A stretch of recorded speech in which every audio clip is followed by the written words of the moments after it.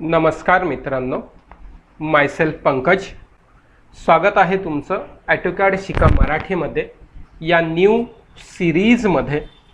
आपण या सिरीजमध्ये ॲटोकॅडचं पूर्ण डिटेल इन्फॉर्मेशन म्हणजे बेसिक टू ॲडव्हान्स टूल्स याबद्दल पूर्ण डिटेलमध्ये पाहणार आहेत.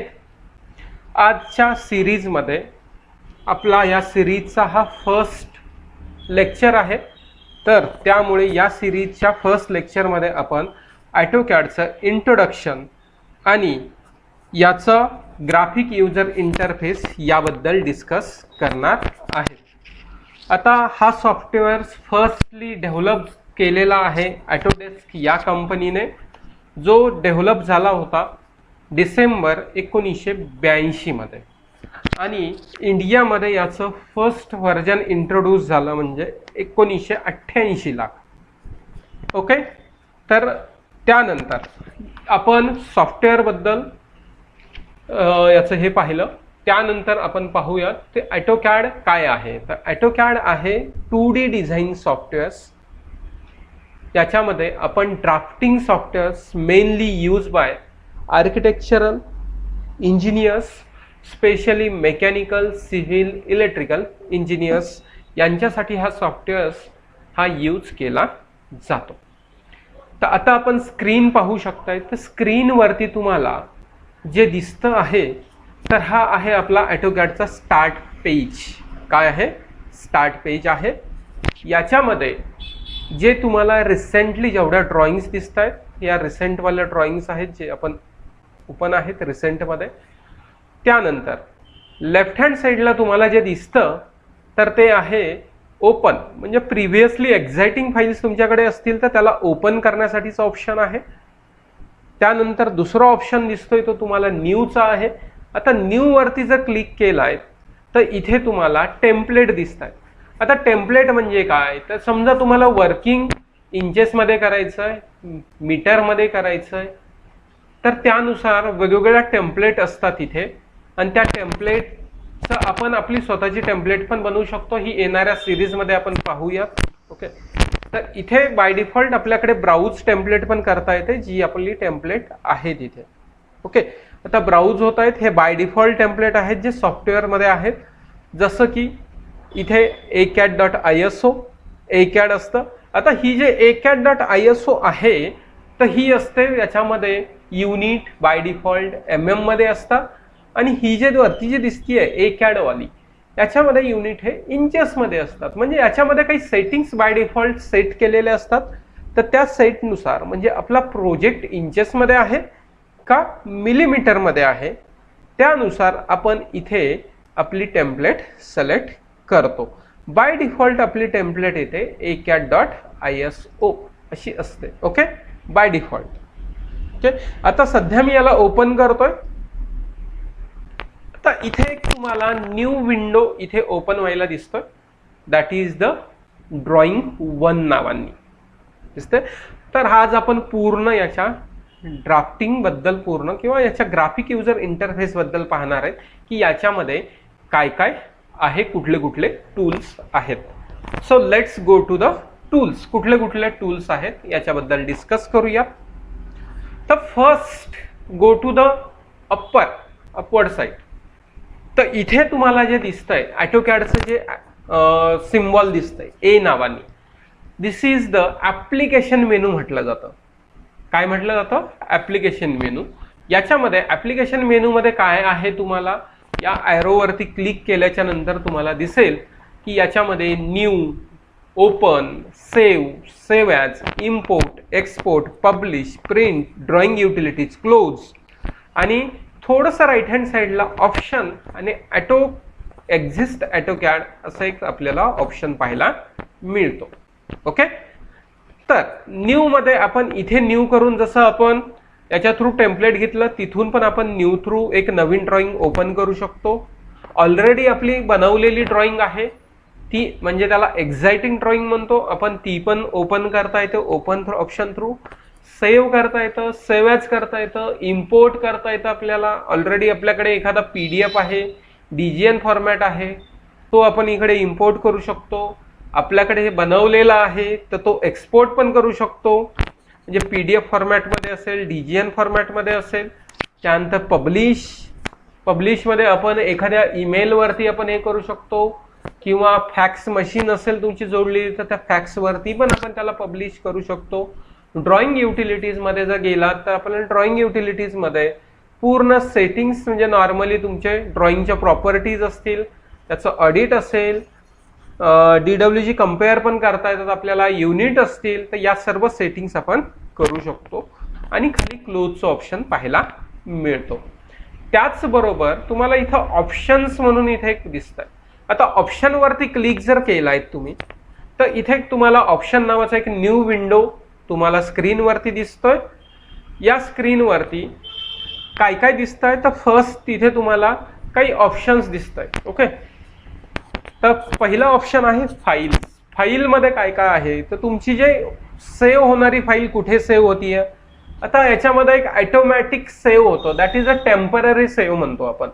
तो कुठे होतोय तर त्याबद्दल सर्व डिटेल्समध्ये इथे फाईलचं डिटेलिंग दिलेलं आहे.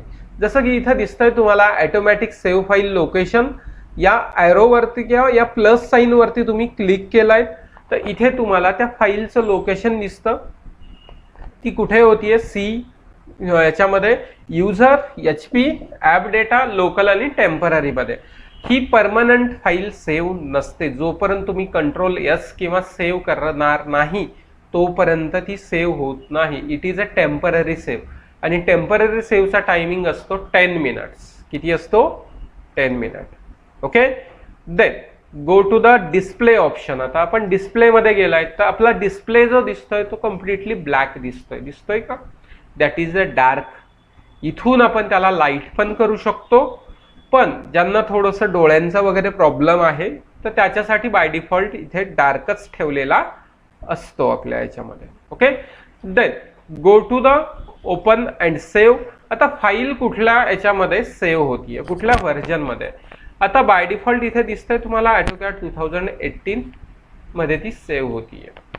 ओके, ती तुम्हाला लोअर व्हर्जनमध्ये सेव्ह करायची असेल तर तुम्ही सेव्ह करू शकता. जसं की इथं AutoCAD 2013 आहे, LT 2013 आहे, ते लोअर व्हर्जनमध्ये आपल्याला करता येते त्याचे. ओके, त्यानंतर आपण ऑटोमॅटिक सेव्ह फाईलचा जो टाइम पाहिला होता तर तो कुठे आहे, इथे आहे आपल्या याच्यामध्ये, that is the minutes and sorry. ठीक आहे. त्यानंतर प्लॉट अँड पब्लिश मध्ये आपल्याला काय करता येतं, ज्यावेळेस आपण याला PDF मध्ये बनवतोय तर प्लॉट अँड पब्लिश गरज पडते. हे आपण प्रिंटिंगच्या वेळेस पूर्ण डिटेलमध्ये बघूया. सिस्टीमच्या सेटिंग्स आहेत. तुम्हाला ग्राफिक, तुमचा परफॉर्मन्स ग्राफिक कार्ड याला लागतं किंवा नसेल तरीही चालेल आपला AutoCAD. पण जसे SolidWorks आहेत, कटिया आहेत, थोडेसे ॲडव्हान्स सॉफ्टवेअर आहेत, त्यासाठी ग्राफिक्स कार्ड हे रिक्वायर्ड असतं. तर आपल्या ग्राफिक्सचा परफॉर्मन्स आपण इथून पाहू शकतो. Then user preference, double click करून आपल्याला काही एडिट करायचं असेल तर त्यासाठी इथे काही ऑप्शन्स चेकबॉक्स दिले. त्यानंतर आपले युनिट्स आहेत, इथे सोर्स युनिट कशा आहेत, इंचेसमध्ये आहेत. इथून पण आपण आपले युनिट चेंज करू शकतो. जसं की मिलीमीटर वगैरे ऑप्शन्स आहेत, इथे पण आपल्याला मिलीमीटर वगैरे ऑप्शन्स तुम्ही घेऊ शकताय. Then go to the drafting option. Drafting option म्हणजे ऑटो स्नॅप्स वगैरे. तर आत्ता आपण याच्याबद्दल पूर्ण जास्त जे AutoCADचे जे सेटिंग्स आहेत तर त्याच्याबद्दल थोडंसं मी डिस्कस करतो. ऑटो स्नॅप काय असतो, ऑटो ट्रॅक काय असतो, हे आपण येणाऱ्या काही नेक्स्ट लेक्चरमध्ये पाहणारच आहेत. त्यानंतर असतं 3D मॉडेलिंग. 3D मॉडेलिंगमध्ये आपले ॲक्सिस, XYZ ॲक्सिस किंवा तुम्ही तुमचे कस्टमाइज ॲक्सिस पण ठेवू शकता. तुम्हाला वाटलं की मला PQR ॲक्सिस ठेवायचं, PQR ठेवता येतो. XYZ आपला बाय डिफॉल्ट आपण यूज करतो म्हणून इथे XYZ ठेवलेलं आहे. त्यानंतर सिलेक्शनमध्ये गेलाय, एखादा पार्ट आपल्याला पिक करायचा तर पिक बॉक्सचं साईज ठेवता येतं. ग्रिप बॉक्सचं साईज आपल्याला सेट करू शकतो, तर याच्याबद्दल असतं. आणि प्रोफाईलमध्ये आपण आपला सॉफ्टवेअर रिसेट करू शकतो. समजा काही प्रॉब्लेममुळे तो प्रॉपरली वर्क नाही करत आहे तर त्याला रिसेट करून इथे आपण त्याला प्रॉपर वेनी त्याला चालवू शकतो. तर या सर्व सेटिंग्स आपण कुठे करू शकतो, ऑप्शन्समध्ये करू शकतो. देन ॲप्लिकेशन मेनूच्या साईडला आपल्याला हा जो टूल दिसतो याला म्हणतो आपण क्विक ॲक्सेस टूलबार. कुठला, क्विक ॲक्सेस टूलबार. आता क्विक ऍक्सेस टूलबार मध्ये काय असतं, तर क्विक ऍक्सेस म्हणजे त्याचं नावातच आहे, क्विकली आपण वर्क करू शकतो म्हणून त्याला क्विक ऍक्सेस म्हटलेलं आहे. इथं सेव्ह असेल, सेव्ह ॲज असेल, प्रिंट असेल, तर हे सर्व ऑप्शन्स आपण इथे करू शकतो म्हणून त्याला म्हटलेलं आहे quick access toolbar. Okay, then इथे जे दिसत आहे home, insert, annotate, parametric, view up to the featured app, याला आपण टॅब्स म्हणतो. काय म्हणतो? टॅब्स म्हटलेलं आहे. आता टॅब इथे जे दिसत आहेत तर ते तुम्हाला काही टॅब्स आहेत. अजून काही टॅब्स तुम्हाला हवे असतील तर इथे राईट हँड क्लिक करू शकता तुम्ही. राईट हँड क्लिक केल्याच्या नंतर तुम्हाला एक छोटासा विंडो ओपन होतो, दॅट इज अ टॅब. इथं जे जेवढे क्लिक केलेले आहेत, टिक मार्क केलेले आहेत, तर तेवढे सर्व टूल्स आपल्या याच्यामध्ये ॲड आहेत. जसं की याच्यामध्ये 3D टूल्स, व्हिज्युअलाइज, हे 2 टूल्स आपण हाईड केलेले आहेत, इथे दिसत नाहीये. ते तुम्हाला ॲड करायचे असतील तर त्यावरती क्लिक करा. क्लिक केल्याच्या नंतर ते ॲड होतील. त्यानंतर इथं जे दिसतंय that is the draw, modify, annotation, layer up to the view, याला आपण पॅनल्स म्हणतो. काय म्हणतो? पॅनल्स म्हणतो. आता इथे पण तुम्हाला पॅनल्स शो होत आहेत. तर पॅनल तर कम्प्लिटली आपले इथे टाकलेले आहेत, म्हणजे टिक मार्क केलेले आहेत. इथे दिसत आहे draw panel, modify panel, annotation panel, layer panels, block panels, प्रॉपर्टीजचा पॅनल आहे, ग्रुपचा पॅनल आहे आपल्याकडे, युटिलिटीज असेल, क्लिपबोर्ड असतील आणि व्ह्यू पॅनल असतील. ओके, तर हे सर्व पॅनल्स. आता पॅनलचे टायटल जर आपल्याला शो नाही करायचे असतील तर हा आपण टिक, जो चेक मार्क आहे तो अनटिक करू शकतो. अनटिक केला तर तुम्हाला एका पण पॅनलचं नाव तुम्हाला शो होणार नाही. परत इथे राईट हँड क्लिक करा, शो करूयात आपण, त्याचे पूर्ण पॅनलचे नावं शो होतील. अनडॉक करता येतं आणि क्लोज पण करता येतं. समजा हा चुकून क्लोज झाला विंडो, काय झाला?